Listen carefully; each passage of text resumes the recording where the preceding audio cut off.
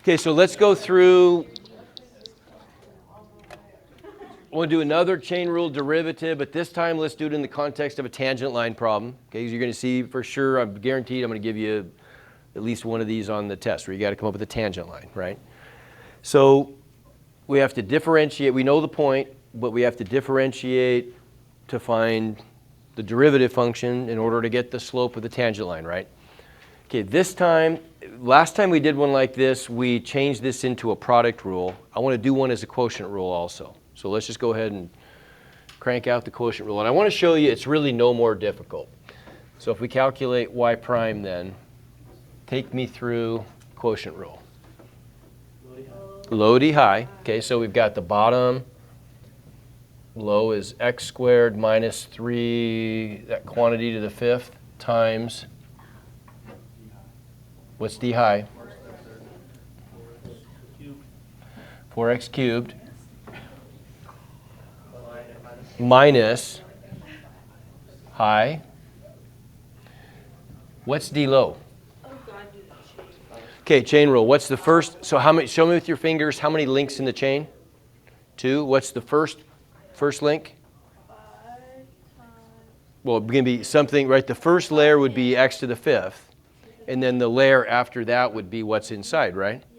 Okay, so then what's the derivative of hand to the fifth?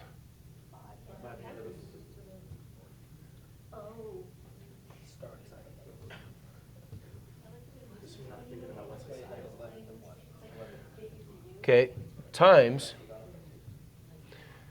what's the second link? 2x. Okay, everybody good? And then what goes in the bottom? Low squared, which is just x squared minus 3 to what power? The 10th, right? If I take hand to the fifth and I square it, I get hand to the 10th. Okay, so now what?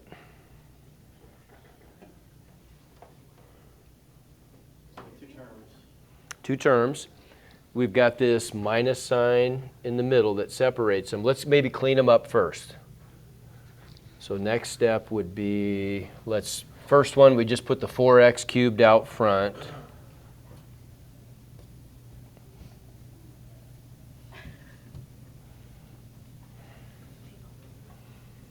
And then my second term, what would that be?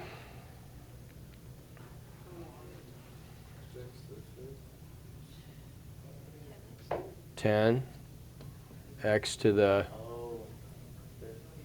fifth times x squared minus 3 to the fourth over x squared minus 3 to the 10th. Okay, now what?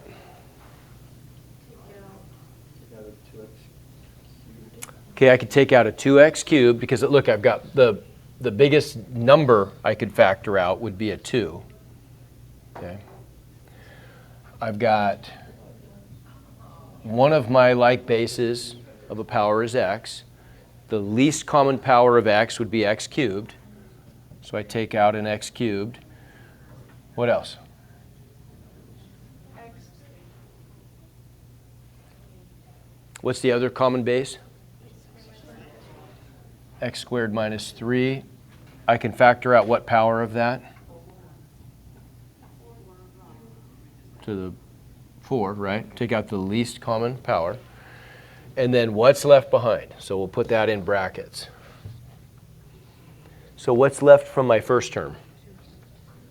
Got 2. What power? And the x cubes all go away, right? What power of x squared minus 3? 1.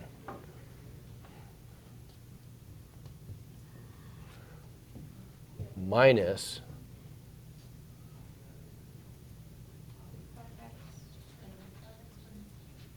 5, and I've got an x squared left behind.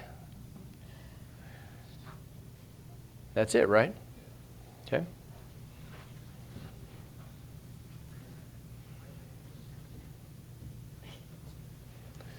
All divided by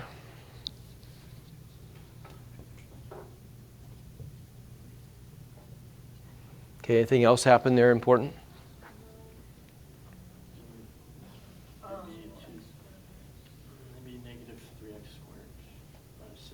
So we can clean some stuff up in there, true. So we're going to clean all this up. What happens, though, outside of the bracket? Something interesting and important happens. Yeah, look, we're dividing like bases. How about that, right? So look what that does. I could cancel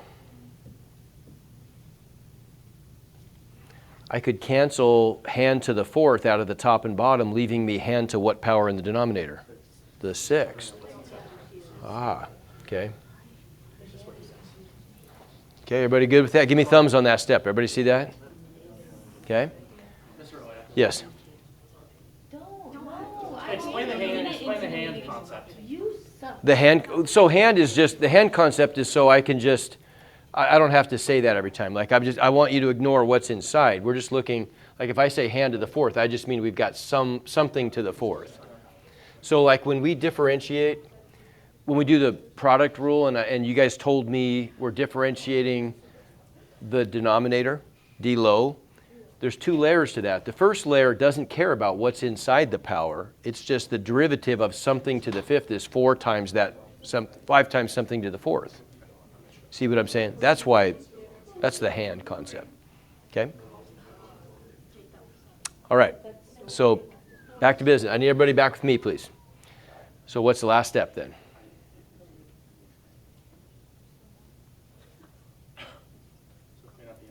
Yeah, distribute the two, collect like terms, and we end up with what result? So we get y prime equals 2x cubed times, what does all that stuff become inside the brackets? Negative 3x squared minus 6. That look good? Okay. Over x cubed minus 3 to the 6th. Okay, we could do one more thing. That'd be kind of nice. Factor out a negative 3. Yeah, factor out a negative 3. So then we'd get negative 6x cubed times x squared plus 2.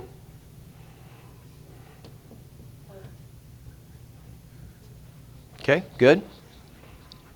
All right, but the whole point was to come up with the equation of a tangent line at the point -1, -1/32. So how does that help us? What's the slope of the tangent line then? We're going to evaluate our derivative at what x value? -1. Okay. So, yes? It's x squared minus 2 on top. Oh. How long have I been writing that?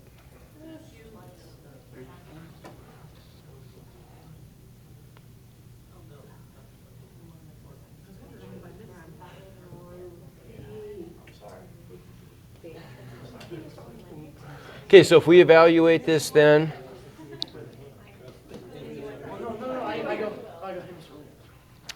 so at x equals -1, what do we get? Slope of the tangent line would be, I'm going to get if I evaluate this at -1, what's that become? -6 times -1 is +6 times 3, right? 1 plus 2 is 3. So on the top, I'm getting 6 times 3 divided by -2 to the 6th, which is 64. So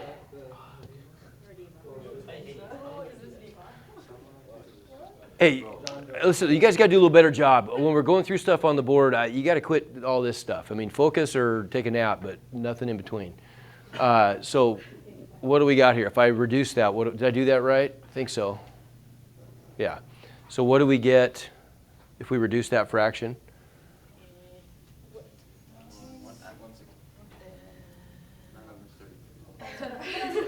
9/32, right?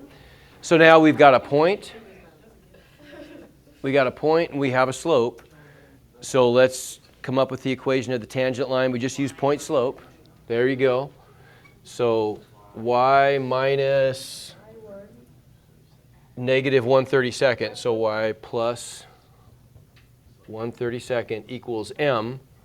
which is 9/32 times the quantity x minus -1, so x plus 1. And that's our line, but if we wanted to put it into slope-intercept form, we just distribute the slope.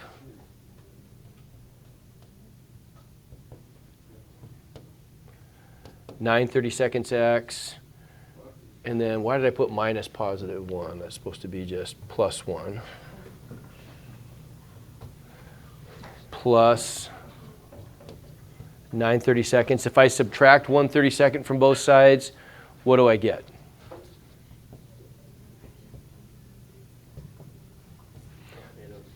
(8/32), which is the same as 1/4.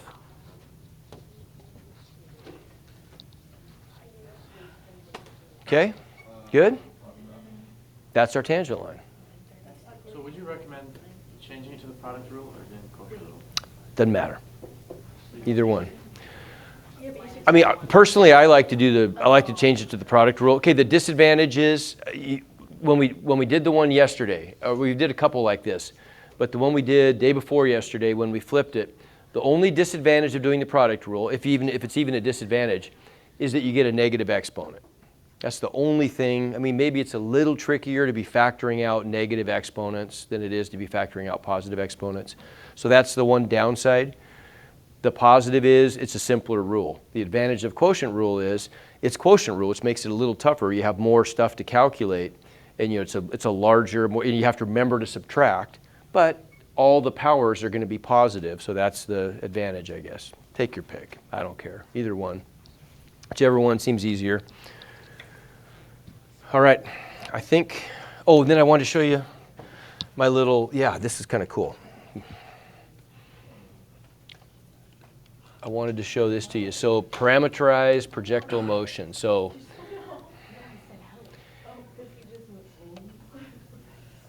if you wanted to, so this is a way, let's just investigate this real quick. So this is a little projectile motion problem.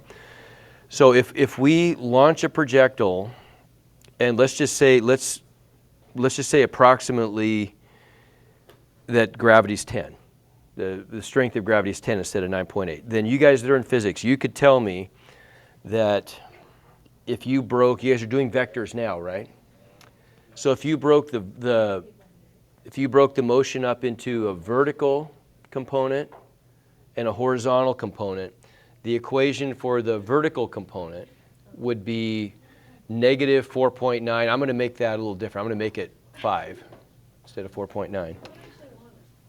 Negative 5t squared plus 10t, okay, would be the equation of if our initial velocity was 10, okay? If we threw the thing at an angle, so its initial vertical velocity was 10 meters per second, that would be the position function of the projectile vertically, right? The horizontal position would just be whatever the initial horizontal velocity was. Let's say it was 5 times t. So what's kind of interesting about this illustrates something really important about derivatives. Now, if we just look at the motion, let's only look at the vertical motion for a second. This is what it looks like from 0 to 2 seconds.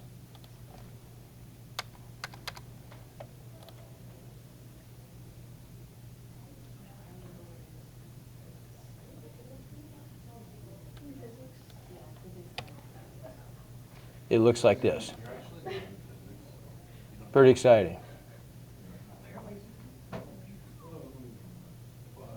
So if you isolate the vertical motion, that's it. Okay.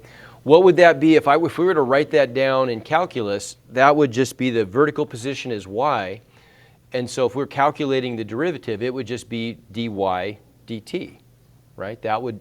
That's what would calculate the vertical velocity as a function of time, would be dy dt, right?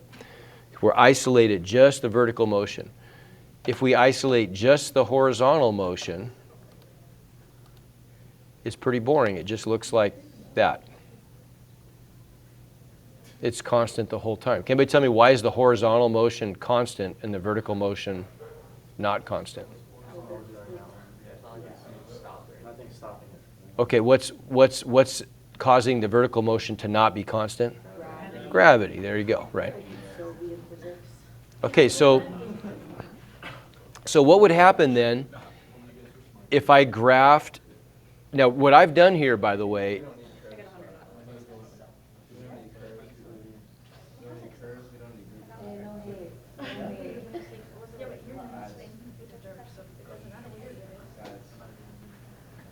What? Is it raining? Where are they saying?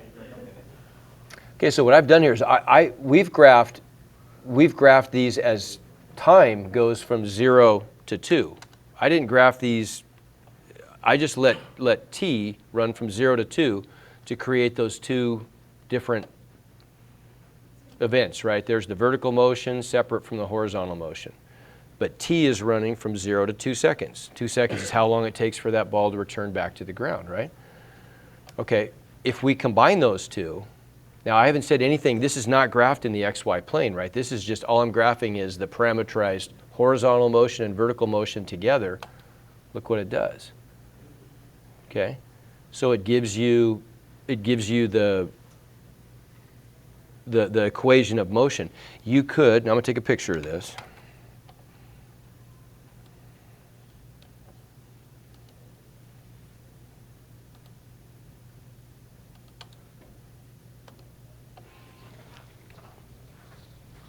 So again, we had y as a function of t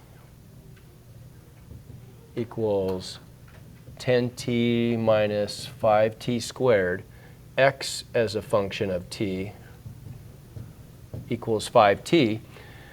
Okay, what if I wanted to find out what is, like if I wanted to find the rate of change of y, that would just be y prime of t. What's the derivative of y of t? 10 minus 10t. Okay, so if I wanted to figure out when that object was at its peak, how would I do that? This is, for you physics types that are in physics, this is pretty good stuff. How could I find out when this thing reaches its highest point? And what is this, by the way? Y prime of t, describe what that quantity is. Y is vertical position. So the derivative of vertical position with respect to time is what? Vertical velocity. So this is really v sub y, right? Okay. So when is the vertical velocity, when is the object at its highest point? When the vertical velocity is what? Okay, if I set that equal to 0 and solve, what do I get? No, if I set that equal to 0 and solve, I get, yeah, I get 1, right? Okay, doesn't that make sense? It took 2 seconds for this thing to come back to the ground. So yeah, by symmetry, that we can probably guess that's right. If I want to calculate the x component of velocity, I just differentiate the horizontal position function, and what do I get? Okay, well that tells us that the horizontal component of the velocity was 5 the whole time. Okay, if I wanted to deparameterize this, if I wanted to turn this into just an equation in terms of x and y, I could do that. I could do that. All I'd have to do is, if I know that x equals 5t, well, I could solve that for t. I could solve for the parameter t in terms of x. If I solve for t in terms of x, what do I get? X equals 5t, so t equals,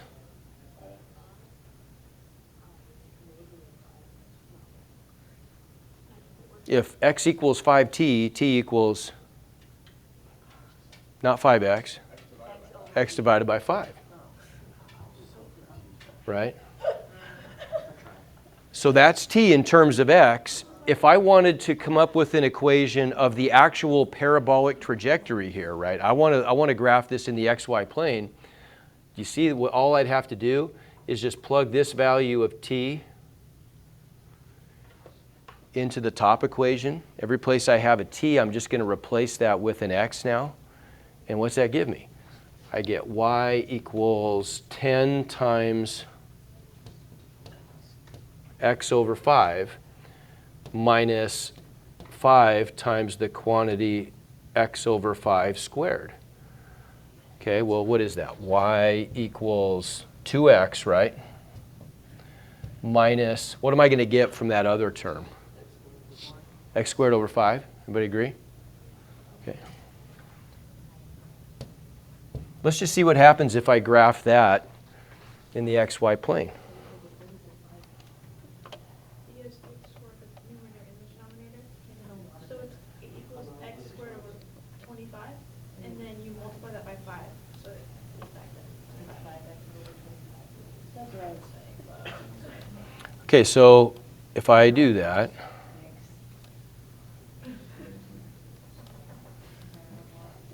y equals 2x minus x squared divided by 5. Hey, what do you know?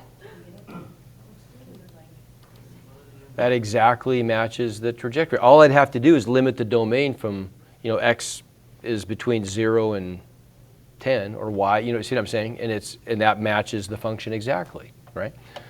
Okay, so because we never really see this stuff in first year calculus. You'd see it in first year college calculus, but we don't really ever get to this stuff. I want to just show you an example when it's relevant of this parameterized motion like this. Yes?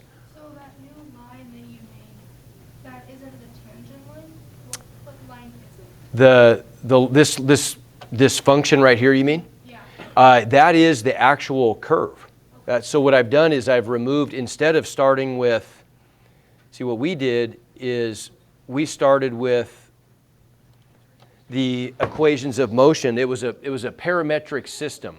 We had both x and y written in terms of t, the parameter t, which is really useful to us. That's really a nice thing to be able to do, to be able to isolate the vertical motion and the horizontal motion, because as you guys have done a bunch of projectile motion stuff in physics, right? It's really useful to be able to do that, so we can determine if we want to know when an object hits its highest point, all we have to do is look at the vertical part of the motion, right? We don't need to worry about the horizontal stuff at all. We just ask, when is the vertical motion, when is the velocity equal to 0, for example, right? So being able to parameterize it is super useful. And it's like taking just different perspectives. If someone, punted a football downfield, if they're punting it exactly towards me, I would only be seeing the vertical motion, right? But if I were watching from a blimp above the stadium, I would see the horizontal motion. And you're just separating those two mathematically, right? We just combined those by eliminating the parameter, and so that gave us y as a function of x. And so now that's the actual parabola. That's the trajectory that this thing takes, horizontally versus, if I combine the horizontal and the vertical aspects of the motion, we can see the entire trajectory. Okay, the other thing you can do with this that's kind of interesting is if I wanted to calculate dy dx,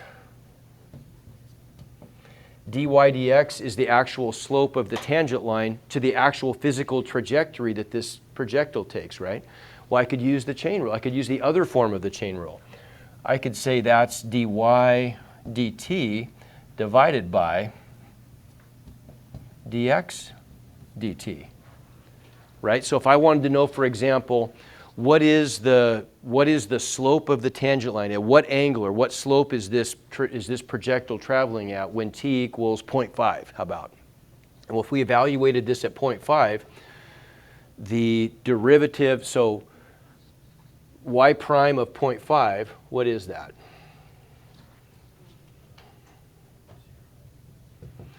I'm going to get 10 minus 10 times 0.5, so I get 5. Everybody agree? So y prime dy dt has a value of 5. What about dx dt? Well, dx dt is always 5, right? It's constant and it's always 5. So then I would end up getting at t equals 0.5, this would give me a value of 5 over 5, which is 1, which is exactly right. After 1 second, this thing would be traveling at a 45-degree angle. Okay, it's telling me that slope would be 1. Okay, that's kind of interesting, right? That so you never really see this form of the chain rule. We haven't really talked about that. But you could write the chain rule this way. This is the same thing as saying, if I multiply by the reciprocal of the bottom, all this stuff right here just becomes this. dy dt times the reciprocal of the bottom is dt dx. Everybody see that? So algebraically, what happens? The dt's cancel and it's just dy dx. It works. Okay, it's kind of cool that just even like just the algebra of the way you write the derivatives is consistent. That's cool. That is pretty cool, isn't it? I think it's pretty cool. All right, I'm done.